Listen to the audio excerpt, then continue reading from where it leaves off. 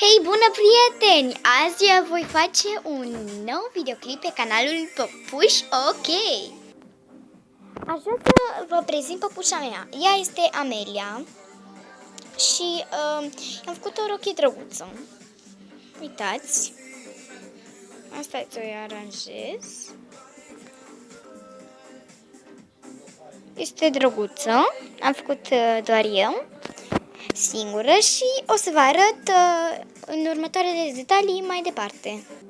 Acesta este părul ei auriu. Era înainte mai închis. Uitați, am lăsat aici un pic să vedeți anterior și l-am vopsit eu cu o vopsea de păr de oameni, dar a ieșit super.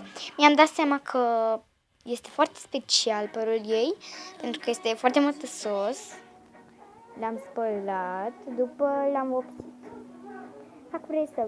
Dacă vreți să vedeți în următoarele videoclipuri, o să vă arătăm.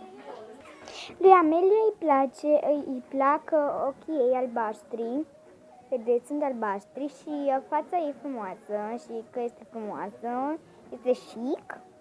Uitați, am făcut o rochie scurtă, este foarte frumoasă și mie îmi place cum am făcut această rochie, este absolut frumoasă.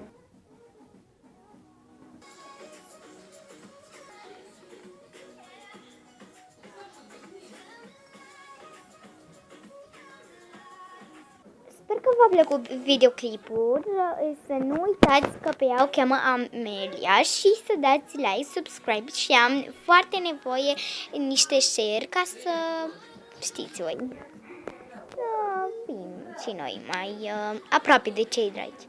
Vă pup și ne vedem în al doilea videoclip din canalul Păpuș OK. Vă pup și ne vedem pe data viitoare eu și cu Amelia și sperăm că v-a plăcut. Pa!